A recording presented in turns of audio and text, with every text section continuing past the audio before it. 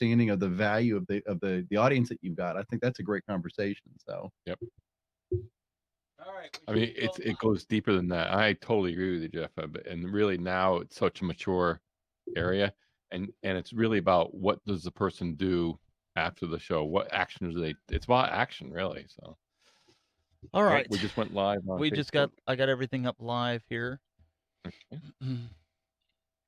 I think can LinkedIn find might it. be live. We'll see here. There we are. LinkedIn is live now. Let me go to Telestream. You said Facebook is live? Yes. Okay. man, I'm down. Yeah. What's up, guys? Welcome, everybody. Hey, what's up, Jim? Getting some things ironed out here. We're just about ready. Get this show on the road or on the internet, right? Isn't it the internet superhighway?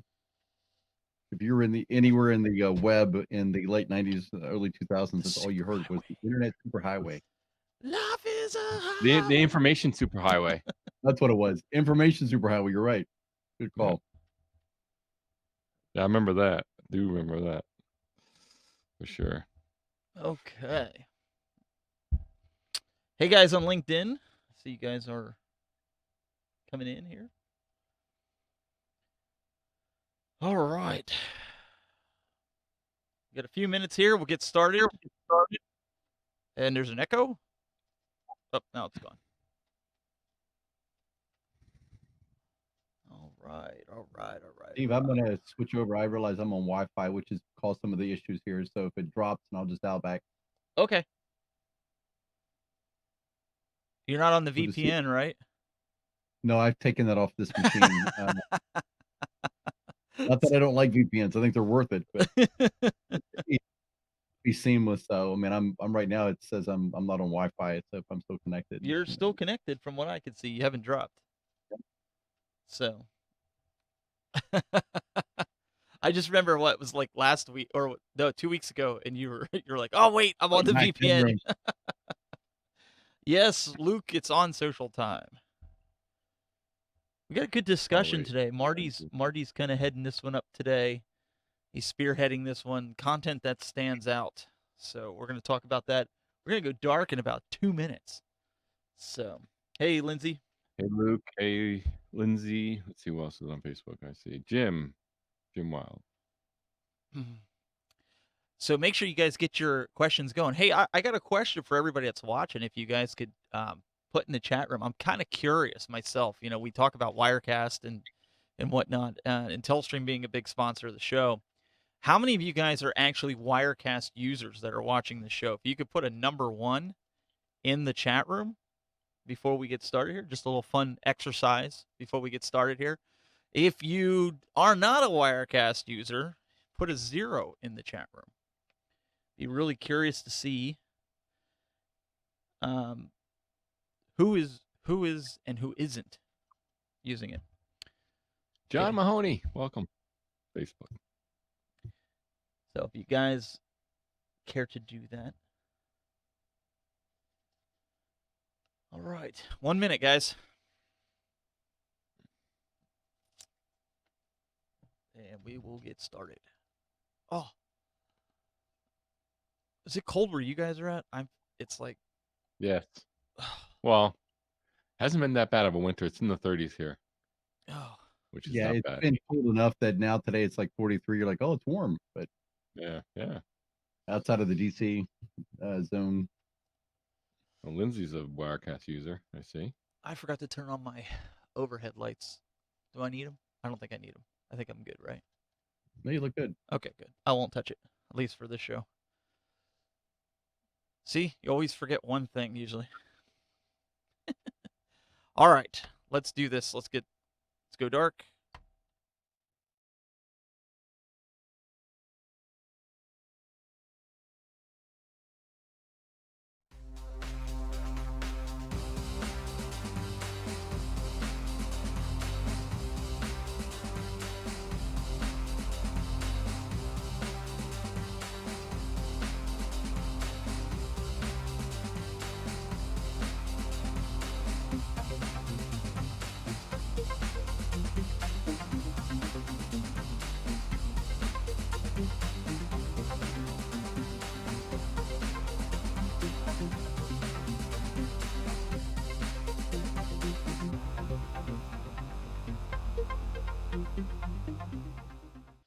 Hey guys, welcome to another edition of On Social, the show that talks about everything that has to do with social media, live video, and getting professional live video out on social media. And today we have a pretty exciting episode. We have a lot of graphical changes today, which we're really excited about. But joining me, we've got Mr. Marty McPadden from PodJam.tv. Welcome, sir.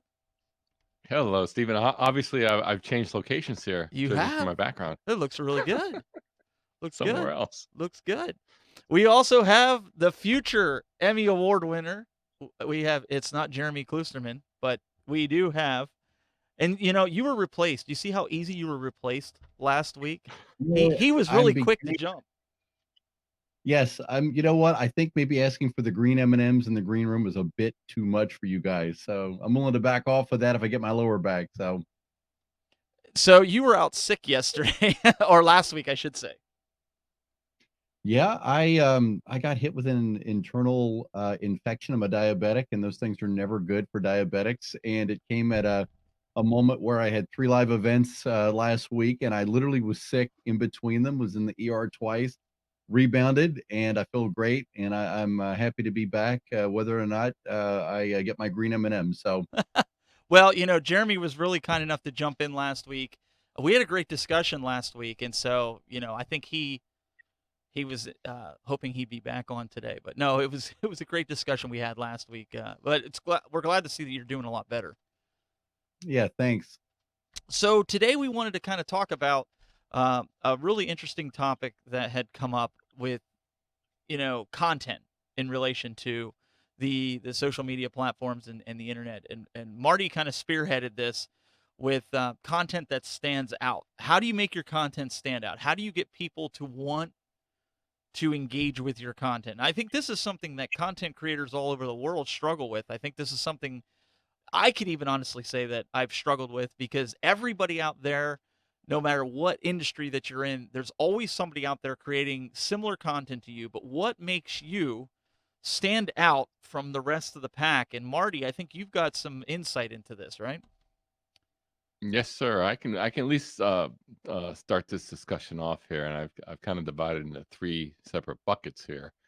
You guys have a preview of what we're going to talk about. But yeah, standing out. How do you start? What do you think about? How do you begin? So one of the ways that you can do that is first of all, you got to decide and define your goal. Very, very important. I mean, you can certainly go online and talk about that, but if you don't know what you're going to talk about, then that's a problem, because otherwise you're just going to be sitting out there babbling away. And I've seen people do that. So it's important to certainly start defining your goal. What's next? What do I mean by that? Well, one of the things you need to do is decide what. Let me just hold on here. I thought I had my graphics set. It doesn't want to jump. There we There it go. There we goes. go. Yeah, there we go. So what does that entail, right? So one of the questions you want to ask yourself, what do you want to communicate? And this could be a particular say if you're a hobbyist, right? And you're a woodworker. You might want to talk about carpentry or woodworking, and you have an audience and all that stuff. Um, Decide what you want to communicate. You want to be focused. You just don't want to come on there and just start talking about whatever. You want to have at least a goal and a focus and decide, okay, what do I want to talk about? Very, very important. Second question that's very important is, who's your audience, right? You can go on there and there are 7 billion people in the world. You're probably not going to talk to all of them all at once. You certainly want to decide who your audience is, and I would say this. I think the more narrower, the better. You really want to niche down, and I would not be afraid of niching down too much. You know, and I'll give you an example. That a friend of mine, Mark Rogers, has a YouTube channel and talks about college football. He's been doing this for almost a decade now. When he first started, he's a sports fan and he had no knowledge of YouTube. He went very broad, talked about really all sports, and he really wasn't getting a lot of uptake. It was kind of too broad, right? His real passion is college football. I know a couple years in, we talked about it and we said, Mark, why don't you talk about really what you're passionate about, really what you really care about? That's college football. You know, so start with that. So he identified his audience as college football fans. So that was very important for him to do. And the third question that you want to ask yourself is what challenges can, and this is a kind of a tip, and maybe coming up with things that you may want to do video about or live video. What challenges, once you identify the audience, what challenges can you solve for your audience? Right. So you may have a talent or skill, and there may be something that you identify with your audience, and they may be coming back to you and say, "Oh," and it could be like, let's say it might be about how to get good audio on your live stream, and you may be an audio engineer, and you may have some really good tips and really good knowledge to share, and you know that's a pain point. Well, that's something that you could share with your audience, and that's certainly going to make your content stand out. So, gentlemen, Jeff or Stephen, what do you think? Anything to add to those three things? Yeah, I think those are, uh, you know, very articulate tips when we talk about really, what does it mean to create value? And the way I like to look at value is originality with opportunity. I think to me that's the best value. And so, what would that really mean, right? It sounds a little abstract. If you're in theater and you're talking about maybe there's a performance coming to town, or you're in the arts, you can set in a room like we're doing right now. You can chroma key, or you can do it in front of a live a live backdrop, and you can talk all about how cool it will be this Friday when the performers take the stage. Or maybe you make a phone call to the art director or the person in charge of the theater, and you take your phone down there with you, and you do your live stream walking through the doors of this 200-year-old theater, and you're talking about all the great people who, maybe started there. Maybe it's somebody that's now famous, and you interview this other person, and you're like, "Hey, tell me, what's it like to be on this stage that's 80 or 100 years old?" And maybe you pull one of the people aside, and the idea here is that there's, I think it was Walter Murch, I think he was the editor of The Godfather, that has a term that a lot of editors know, and it's show, don't tell. And the more that you can illustrate visually, we talk about video being powerful, well, use it for all it's got. Create an opportunity, whether it's by making phone calls, making connections, and then take that opportunity and run with it and show people the experience you're trying to communicate to them. And then you can add in your value and all the messaging around that. But I think to me, that's where you really begin to stand out, is when someone's watching something and, they're scrolling through the 80 cats with bacon and, all the animals and everything on Facebook. And then they kind of back up a little bit and like, well, what's going on here? This is kind of cool. That's where I think you're going to get your home run. No, I agree, because I think a lot of people struggle with this. A lot of people, including myself, because like, well, why would you want to watch me when there's so many other people out there doing exactly what I'm doing? And what do I bring to the table? And I ask myself that all the time. What am I bringing to the table that's making these 100 people? Because I think people get into the whole competition level. As Marty alluded to, there's so many people in the world. You're only scratching like a little nugget of those people, if you will. Right. And I don't think people realize that just work within the confines of the audience that you have and be the best that you can for that. And you'll slowly be able to develop that content that's works for you. I don't know. In Yeah. my opinion, that's what I do. Go ahead.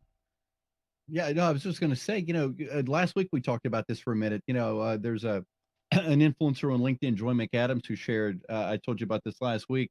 This wonderful concept of frequency, and for me, it has been this revolutionary thing this year to really realize that there's no social totem pole. You don't start at the Mm-hmm. bottom, you work your way to the top. You're a radio station among a million radio stations, and there are people that are going to listen to your frequency over somebody else's. And when you really realize that, it takes away a lot of the fear, a lot of the strain of like, where do I fit in? How do I make this whole thing work? And as well as I do, you meet people every day that end up being lifelong pals, and people you stay in touch with because you're connecting on a vibe that they connect with. So it's entirely possible to do that. And I think going into this, right? Like, I think you have to have some kind of, I don't want to say a catch, but something like, one of the things that really drew people to the shows that I did was being interactive, right? That was something that I really brought to the table. And not only did I do an organized show like we're doing now, but I was interactive. I interacted with the chat room. I mean, we take the time before the show, we welcome everybody in here. during the show, we're looking at the chat room, and if we see somebody puts a good point, we bring it out, right? That was something that was really niche at the time because everybody just wants to talk, talk, talk, talk, talk. Nobody wants to have engagement with anybody. Mhm. So that was something that I found that kind of set us apart. Now the new show that I've been working on, the retro gaming show, that's really taken off because one, we're bringing industry professionals and icons, if you will, to the show, but we're also engaging with the chat room and giving them an opportunity to call in, ask questions that they normally wouldn't get to ask A, these companies, and B, these celebrities that are coming on the show. So again, that's another niche that there's other gaming shows out there's other people doing that type of thing, but nobody's doing that. And I think that's what's kind of made us a little bit successful in that retrospect, Marty. Well, you've become a platform. You created a platform, and especially for someone like yourself who's been involved in live video for quite some time, that's a real service to people. That's another reason to go live, and you have that platform, and then you can bring, um, your guests in, and then you bring the audience in, and the audience generally does not have the platform, but they can, and you're providing that platform for everyone to interact, and that's huge, and that's always going to you're always going to build community that way. That's great. And the other thing is, I want to totally emphasize what you just said about niching down. Right. What you did with gaming, bringing those people in is key. There's always an audience. You don't think it's too niche because there's always people out there. And I think when Mark niched down to college football, that's when everything started taking off, and he's really doing quite well now with it. So, anyways, onto part two of this discussion. What's the next thing you got to think about? Well, one of the ways that you can create content that is appealing to more people is tell a compelling story. Storytelling, I'm sure you've heard this and people have talked about this. Storytelling is so important when it comes to video. Video is a visual medium, and so use all of it. Even if you're just doing audio, that's a storytelling medium. So really tell that story. What are some of the things you can do? Well, one of the things you can do is teach or demonstrate a skill or talent. I talked about this a little bit before. If say you have a business, say if you're a video editor, and you have video editing skills, and you have a business. Well, that's one thing that you could show and teach and demonstrate. Teach a skill, and you're doing two things there. One, you're helping people. Number one, and number two, you're demonstrating that you actually know how to do it. And if you have a business, that's good for your business. But two, say if you're just a hobbyist, you're helping people, you're building community. That's always good. So that and also it's engaging content. People are going to be more apt to watch you. Another thing you could do is share an inspirational story. We're all familiar with social media, and this is a social media type show. Some of the things that resonate on social are inspirational stories, right? You may have something personally that happened in your life, or happens in a friend's life, or someone you know. That's incredibly powerful, and people really resonate with that. Along with that, and I'm going to go back to my slides here, Stephen. So, um, but along with that is tell a personal story. The 2 and 3 here kind of work hand in hand. Inspiration and personal. Make it personal. People love, and again, I'm not talking about sharing every aspect of your life. And this is especially true for people that do more personal content. Maybe you don't have a business, and you're just kind of maybe a vlogger, or just doing maybe you have a YouTube channel, and you're just doing personal content. But people resonate with that stuff. I mean, and the thing I would say there is, say you're going through something and you have a platform, you have an audience, and you could share. I will guarantee you there's someone out there that feels the same way, or you might help someone, and that's going to resonate with the audience there. And I would throw this in as a bonus here. And this is more technical, and using video, but use complementary on-screen graphics. Obviously, I'm using kind of a PowerPoint type of presentation to illustrate these points. I'm talking about these points here. You're seeing them on the screen. So not only are you hearing my voice and we're talking about this, but you're seeing confirmation in the bullet points, and that can kind of help tell the story, and also kind of helps vary the visuals. So you can see me switching between my full shot and the visuals. Steven switching between me and the 3 box with all of us. but it helps kind of emphasize your points. Whether it's a full screen graphic or whether it's the lower third that you see here, or maybe you can incorporate a scrolling graphic, or depending on your show, if you're doing sports, it might be the score, or it might be player stats, but it might be something. But what's great about it is you can use graphics to your advantage. The thing I would say is, and I know we've tried to do this in the show, obviously they're nicely designed, they're good to look at, they make sense, they have a design platform. But I know, Jeff, I know you're particularly good with graphics. I'm not sure if you have anything to add in any of those points or the graphics points, but again, my feeling is you have the full screen, utilize that real estate and tell that story. No, you hit it right on the head, Marty. I mean, you've got 4 corners of a screen for a reason, and I go back a lot of times when I think of people I've seen in the past, people who, have in their Facebook Live title, "I'm your organizational coach," and yet they're broadcasting from a dining room full of old boxes that are about to turn over. You've gotta look at the entire nonverbal that you're sending out when you do your show, and there are 3 areas. There's your content, there is your production, and there's your creative. And each of those things, to me, that's kind of the tripod that you stand on to really make really solid content. And when all 3 of those are firing and the pistons are all working great, you can know that you're putting your best foot forward. And in terms of creative uses, one of our now regular viewers, Dave Fierstein, is a friend of mine from the fire rescue system, who has a very successful website called Power Call Sirens. And earlier this year, late December, he decided he was going to dive into the live stream mix, and he brings basically where he's designing graphics live for people who've put in an order, and there'll be the 9/11 memorials, there'll be all kinds of in between kind of things, and he's sitting there and he's telling you how they work, the process of what colors work well with what kind of apparatus and that kind of thing. Brilliant use of bringing people in on a more technical side. And that kind of goes in hand, Steve, as you know, we both just looked at this great comment from Rebecca on LinkedIn, that sometimes you've got to be more technical with your content to engage people, because when you're kind of trying to cover everything, lowest common denominator, you end up being a little out of focus and it's not quite, that great. And so I think she makes a great comment that sometimes you find great success in dialing it in like Dave did for Power Call Sirens. Yeah, I think there could be, and I know we have a tendency to do this where we get too technical on some instances where we start talking way above people's heads, and I get that, and I think there's that common ground, right? We have to find. I think we found that at least with this show. But when it comes to really, uh, really kind of drawing the people in, this was something we talked about, and let's just discuss the elephant in the room, right? So you guys have seen a change in the graphical situation here on the show. It was a welcomed one because here you got 3 broadcasters coming on here and doing a show and utilizing what we think looks good, but to an outside source could be kind of distracting, right, for viewers out there. So what do? We had an outside source look at it. She did a great job, put some stuff together, and this is what we have. So I think that you know what Marty has to say, with keeping everything kind of tied together with everything that we're doing.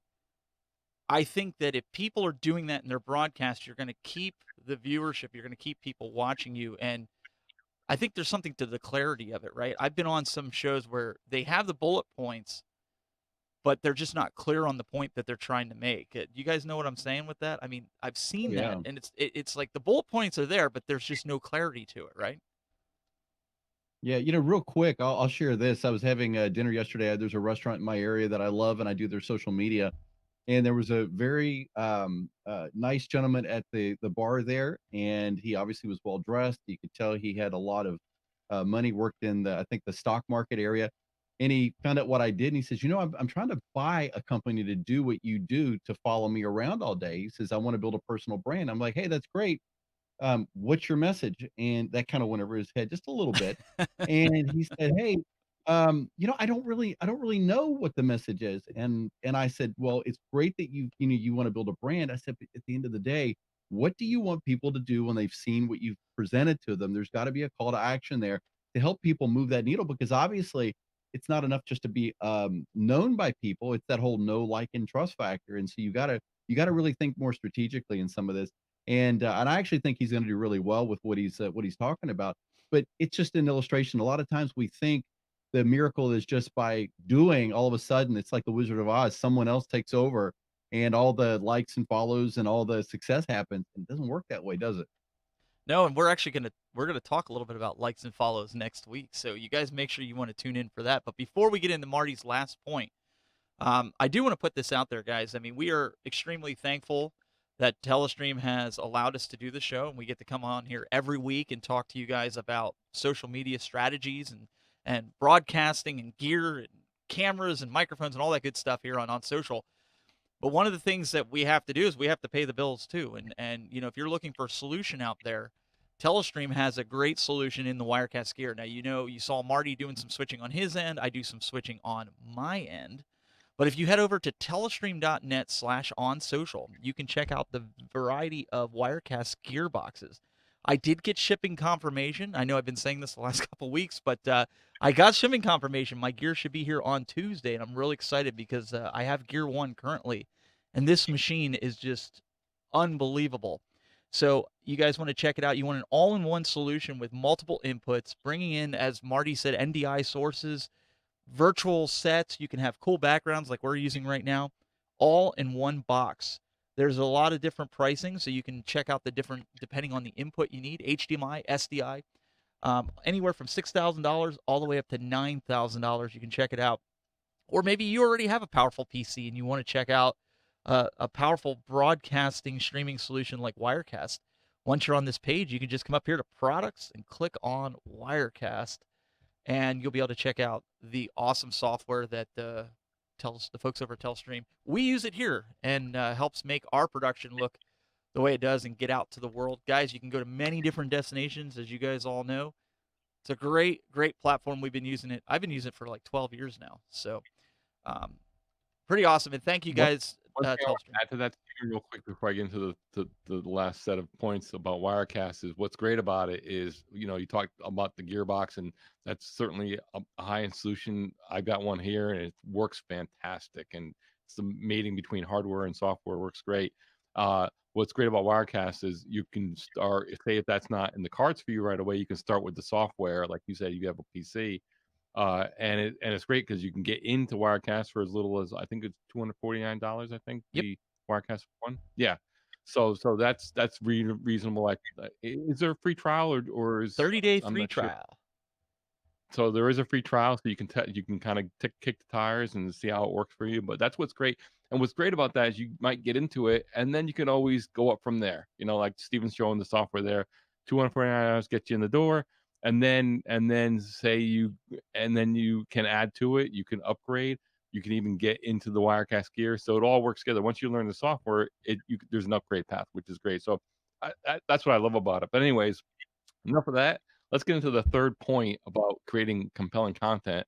And Jeff mentioned it a little bit before, and that's call to action, right? So you have everyone there, you're developing a platform, you have your audience, you're solving problems, you're creating great content, and then you got everyone there, and then it's time to end the stream. And then what do? Well, you always want to have a call to action. What do I mean by that? Here are some examples. If you have a website, right? Send them to a website link. You might, like, say if you have a business, again, I'm going to use a video editing as an example. Say you have a video editing business and you have a website. Well, you're talking about video editing and you offer that as a service, send them there. If you want more information, check out abc.com or whatever your website is. That's a great way. And you always want to direct them somewhere else after your stream is over. Another good thing to do as a call to action is ask a question. Steven did that at the very top of the show. He asked people, "Are you Wirecast users now?" Put a 1 in the chat, or if you're not, put a 0.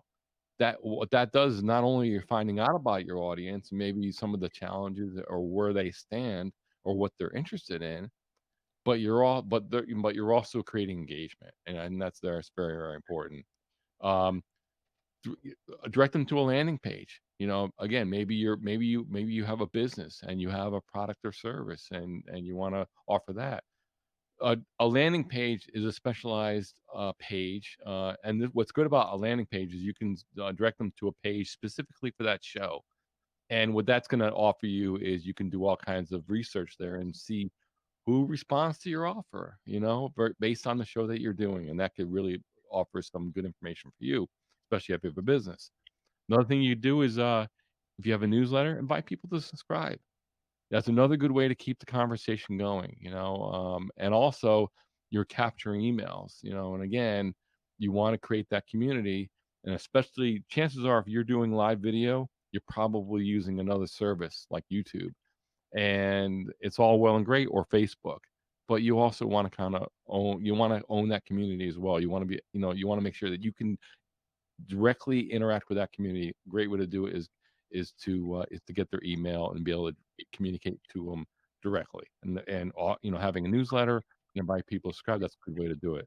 Another good way to do it, keep that connection going, is invite people to connect with you on your social channels. Stephen does a great job with this show and always talks about connecting with both Jeff and myself and Stephen on social channels, and look where to find us. And that's another good way to extend that conversation. And lastly, especially if you have a business and you have a product or service, offer a free trial or sample to your audience, to that particular audience. And you may, again, that's where the landing page comes in. You may want to direct them to a special landing page, and make it special, where just for people watching your show, here I got a special offer, and it does two things. One, you're providing a product or service, you're introducing to your product or service. But number two, you're creating that community. It's something special, and you're getting information as far as what people are interested in. Are they interested in your product or service? So that provides three things right there. So Jeff or Stephen, I'm not sure if you have anything to add to that. Yeah, I think, Marty, I think at the end of the day, I think what makes great content is that you first got to believe that you can create great content. And you're totally right, from the cadence of, how you assemble that content to the call to action. I think the thing that for me that I see in people who move from being a live streamer to being somebody who actually begins to get better guests, to be someone who's getting better traction, they begin thinking like a TV producer. They begin thinking, you know what, I could actually call the local venue and maybe interview the tribute band that's coming to town, rather than thinking I need to stand outside and, maybe I'll be able to say hi. They begin thinking a little bit more like a journalist. And when you do that, I think you're going to have a lot more success, because now you're believing in your game. There's a story to tell. You just have to find a creative way to tell it. No, I agree with that, and that's one thing we do. I think we do on this show pretty well. Like we just did the call to action for the Telestream products. We took you to a landing page. There's a free trial, but one of the things that I think we all have different perspectives on this, and I think when we switch this up, where like this week Marty's been leading the topic, last week Jeff, you kind of drove it. There's different viewpoints, and I think people latch on to that. It's rather than the same person just driving everything all the time. I think that adds to it. But I think there has to be some form of call to action. You have to do that. I mean, we do that at the end of the show here. You'll see that here in just a few minutes. Getting people to subscribe to your channels. I mean, because if you're not promoting yourself, who's going to promote it, right? If you're not doing your due diligence. And I talk to people a lot of times about that. A lot of people get so wrapped up, and we'll kind of finish with this argument here. A lot of people get wrapped up with getting on social media. They get on YouTube or they get on Facebook, and they put all their eggs into Facebook or YouTube. And if you guys remember, do you remember the social platform called Blip.tv? You guys remember that from a few years ago?